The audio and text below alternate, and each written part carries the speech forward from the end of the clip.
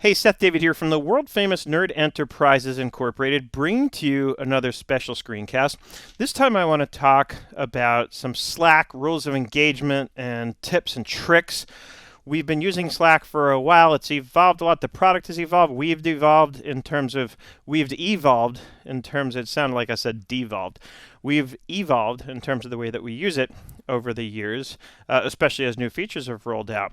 There are lots of things that for a while, for example, we didn't want to do, like responding in threads because it was hard to see when that happened and you didn't get notified. And there's some changes that I want to show you along those lines and others. So let's get right into it. And I'll take a look at my screen with you and we'll talk about some of these things. So the first thing, what used to always annoy me about being in Slack and different Slack workspaces is when people were a little too heavy on the use of the general mention tags, like the @channel, @everyone, right? I used to find it very annoying and noisy. Now I've actually had a bit of a turnaround based on one particular experience that I've had with one client where they actually encourage it. And the more I've evolved in my thinking on this, the more I realize it makes sense. Slack is meant to be a community. These methods of tagging a channel or everyone in the whole workspace, yes, of course they should be used appropriately, but to say we should never use them or really minimize the use of them kind of goes against the whole idea of what Slack is supposed to be all about, which is it's supposed to be a community. Right? And these are ways of getting people engaged, of letting them know, hey, there's something new here for you to take a look at. So I've kind of done a 180, and basically I'm saying mention and tag the blank out of people. All you want. Do it as much as you want. And here's the thing.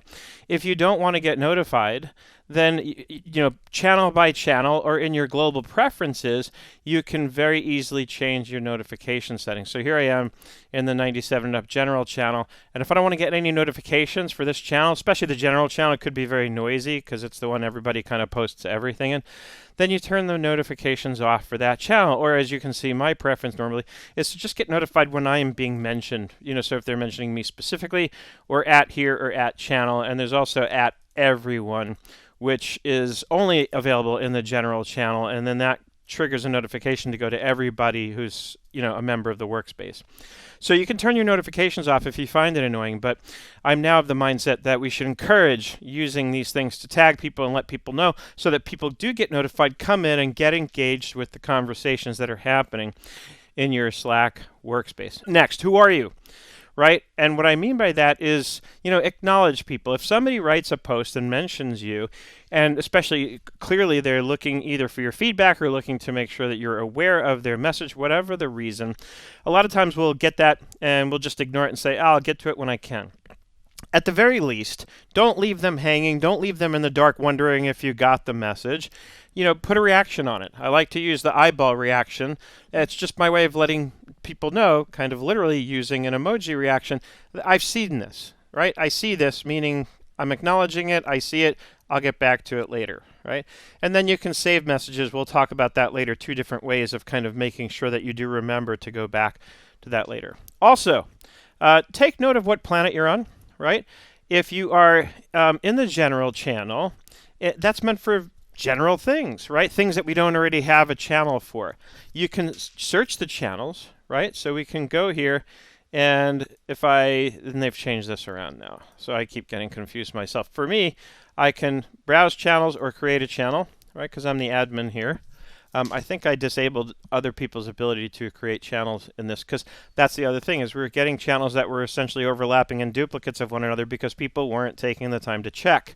And that's what I mean. So check what planet you're on, make sure you know what channel you're in, make sure you're posting something in the appropriate channel, and check to see if there isn't already a channel for the thing that you're posting about so that you don't post in the general channel or create, again, a duplicate or overlapping channel. And if you're looking, we have a lot of channels on a lot of different subjects. So I use prefixes, right? Like you can see in the screenshot on my screen, every channel that's dedicated to a particular app has the apps prefix, right? But you can search for example for just, Airtable, and you'll find it if it exists. And if I'm not in, the channel browser, right, here's the other thing, and this is an important trick. It's important for you to note. So let's go to General. I'll go into the General channel. I can just press Ctrl K. Ctrl K is like a keyboard shortcut that brings up the search box, and you can search for channels, people, anything. So if I start searching for Airtable, there it is, right? And so a very quick way, Ctrl K, type AIR, pretty much in a click you can be in the Airtable channel, or if I want to type Notion, right, then there's a Notion channel. So very, very easy to do this and make sure that you don't kind of post things in the wrong place or in a place that doesn't really quite fit. I see it a lot, you know, and sometimes I'll even reply to somebody and say, like, did you mean to post this here? Like, I have to question. Maybe there's a reason they thought it was appropriate for that particular channel, even though it doesn't seem like it here. Okay. Again, with 97 and up, because we have a lot of topics, I use channel prefixes to keep it ridiculously organized. I also use sections. Now, sections may or may not be something you're familiar with. These are user-specific sections that you can create. So notice what I'm doing. I'm kind of zipping these up, right? I've created these. Accounting is lit up because there's obviously a new message in one of the channels in this section, which is nice because I can keep them zipped up, keep it clean. It's always going to show me the channel that I'm in. But it's very easy then to navigate and browse and just kind of focus on the things that I want to be able to focus on. The way you create these sections is simple. You click the plus sign, and not the plus sign, sorry, you click the ellipsis here, and you choose Create New Section. Okay. Now let's say I want to move one of these to one of those sections. It's just click and drag and drop, right? So I don't have any examples here of anything that that I'd want to move. But if I wanted to move, let's say, cake to the 97 core section, these are meant to be channels that are about the core 97 and up program, about the program, understanding some of the things that we do and where and how and why we do them. So I just click and drag, and notice it puts the box around it. It will automatically put it in alphabetical order, so no need to worry about that. Once you drop it in the appropriate section, it will put it in its sort of rightful place, right? So use that for yourself. Get yourself organized. I've got it organized the way I like. You might have different ideas. Create the sections. Keep your channels organized. It helps, especially when you're in a Slack workspace like my 97 and up, and there's lots and lots of channels to choose from. The other thing while we're on the subject is if a channel doesn't sort of line up with your interests, then leave the channel, right? It's very, very easy to leave the channel. And I think of these as subscriptions. So I leave the channel when I'm not interested. If suddenly the interest becomes operative, then I can join the channel once again, right? So I can leave and come back as many times as I want. That's another way, by the way, of not getting notifications about things that you're not interested in. And if everybody kind of adopts that policy, then we can also adopt the policy of tagging like crazy so that we know we're not bothering anybody who's not interested. And those who are interested want to get the tags because they want to get in on the conversation, right? So tag people.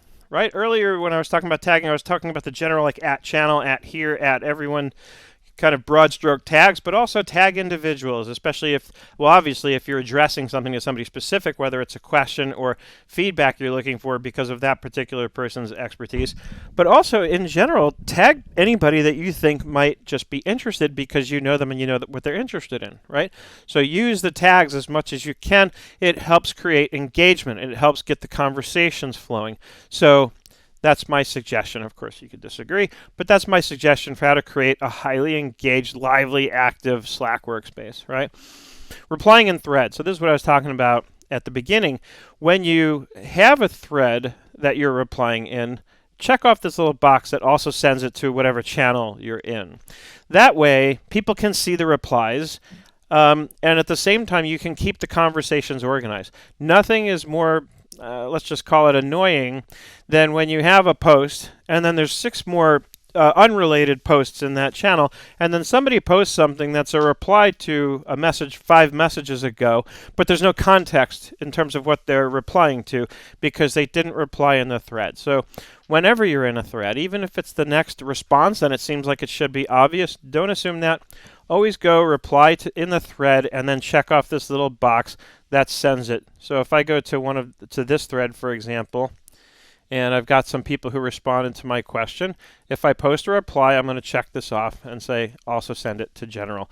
That way, if there's 6 other unrelated messages that have been posted since, it has its context, it's in the right thread, but also everybody in the channel can see the new message. and that makes it a lot easier for people to be aware of what's been posted and also not lose the context of what that post has to do with or is referring to, right? Then we have the saved messages, or mark them as unread. So here's that's the question. So let's see what's going on here in the accounting COVID-19 channel. So Jesse has a question. Any thoughts on how best to handle it before submitting anything? So I'm going to add the reaction, like I said earlier, to kind of let them know that I see it, right?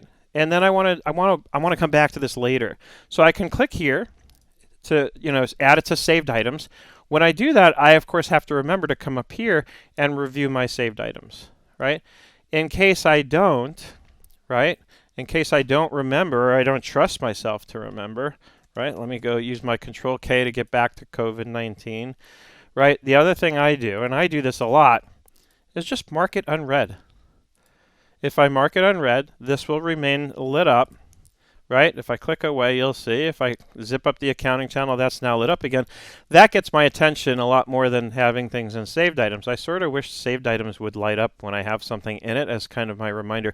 For me, I often forget to go back and check that. So everybody's got to kind of figure out their workflow and what works well for them, right? But use the saved messages or mark them as read one way or another to make sure that you don't forget to get back to somebody. And by the way, when you do get back to somebody and they have several questions, make sure you acknowledge all the questions. If you have an answer to all of them, great.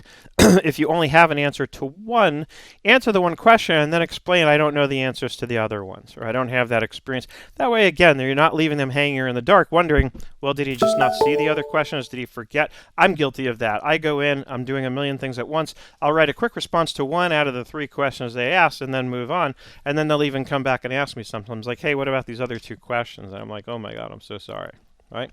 The other thing, when you write a message and you have a typo, please don't write a separate follow-up message correcting that typo. It is so easy to edit your message. If I go to this message, first of all, let me test something here. Control up arrow. In this case, because the most recent message is not one of mine, it didn't do what it would do if the most recent message was one of mine, which is it will take you right into the screen to edit that message. But if I wanted to edit this message here, I click the ellipsis. Notice this is replying to a thread. That's how you know. So I can click here and get to the whole thread, right? But if I click the ellipsis, then I can choose edit message. And I can find wherever my typo is, and I can correct it, and then I can save my changes. It's just annoying. It creates unnecessary extra noise when instead of editing and correcting your typo, you just post a follow-up message with the correction of your typo. I see that in social media all the time on Facebook, especially. People do that, and it's like, come on, it's so easy to just edit your message and fix it. So there you have it. Now, next thing, we talked about opening threads, right, and replying in threads. But something I discovered by accident not long ago, like here when I click this and it says show 4 replies, here are the replies in this thread now, right? So the other thing you can do, because notice this is now split screen. Let me resize this so we can see a little better, and you can also resize this, right? So I, as you can see, like to keep Slack kind of in the the right 1/3 of my screen, but if I want to focus a little bit more, obviously I can stretch it out some. But here's what I learned that's really cool. So let's say I'm in the general channel, and for whatever reason, maybe I just don't want to lose my place here because I want to, work on whatever I'm talking about here. But I want to be in a different channel for a minute. Let's say I now want to go into this channel. If I right-click this channel, I can choose Open and Split View. And so it gives me the same structure basically as when I'm replying in a thread. In the first column, I'm in the general channel. In the second column, I'm in accounting COVID-19. Now, if I go to reply to Jesse in a thread, that's what it'll do. So, and then I can, back up in that screen. But this to me is a really cool way if I want to be focused and not lose my place in one channel while doing something in another. It's a great little option. Like I said, I just kind of found it by accident one day when I right-clicked on a channel. I saw that option, and I'm like, oh, what does this do? Which, by the way, something you should always do is ask yourself, oh, what does this do? Play, in other words. Learn how to use these tools. Learn what all the different features are, because you never know when you're going to stumble on something that makes a huge difference in how you function and frankly represents a humongous boost in your productivity, right? So talk about multitasking, right? You can have the split view. You can have 2 conversations at the same time. Oh, I skipped the most important thing, one of the most important things. Don't post an ugly duckling, right? Meaning you have the tools again to structure your posts. Notice how this is broken up nicely, right? There's some other examples here where we have bullet points, things are broken up. Sometimes I use a dashed line to create a little separator.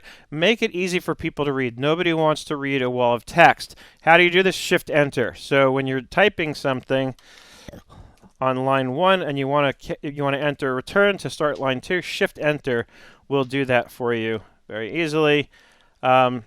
And then, of course, down here you have your formatting options. Use the bullet points. You can wrap links inside of text so that you don't have some long, ugly URL that you're posting, right? So if I wanted to link this post to something, I, again, would now go edit this message. This is a long one, right? Edit the message. Still, it gives me a nice big screen here. And I can simply select this text body and choose the link option. And I paste my URL in here, and when I save it, that text will be linked to whatever website, wherever it is I decided to link them to, right? I'll cancel my changes. So, don't post an ugly duckling. Take the time, format your text. I guarantee you'll get more engagement with the posts that you write because you'll get more people willing to read it. Because if they just see a wall of text that seems totally unorganized, then they're going to just move on. I do it. I don't want to read that. You know, unless it's like something that I can tell is something that's going to be really important for me to respond to. And then, of course, in those cases, I'll sort of struggle through it. And I often find myself, I think I've even done this a few times, where I'll copy and paste their post and put it in a note, like in Notion or something, so I can organize their own post so I can respond to things properly. And then I'll go back and copy and paste my response, you know, into Slack. But in other words, that's where it makes it difficult for somebody like me to respond to what you've posted. So if you're going to post something, especially if it's long, take the time to format it well, put some structure on it, make it really easy for people to read and understand your message so that you'll get that much, you have that much better chance that people are going to respond to it, that more people will respond to it. You know, because again, if it's a long, ugly wall of text, you're probably only going to get the really motivated people like me who are going to respond to it at all. And you might get no acknowledgement because maybe nobody wants to read it. So, don't post an ugly duckling. Format your text. Make it easy for people. That should be your approach towards everything you do anyway. Anything you do, make it easy. That, my friends, now is what I have for you on my Slack rules of engagement, tips and tricks. As always, I hope you learned something here, had some fun along the way. I hope you're having an absolutely fantastic day, and I look forward to seeing you on the web.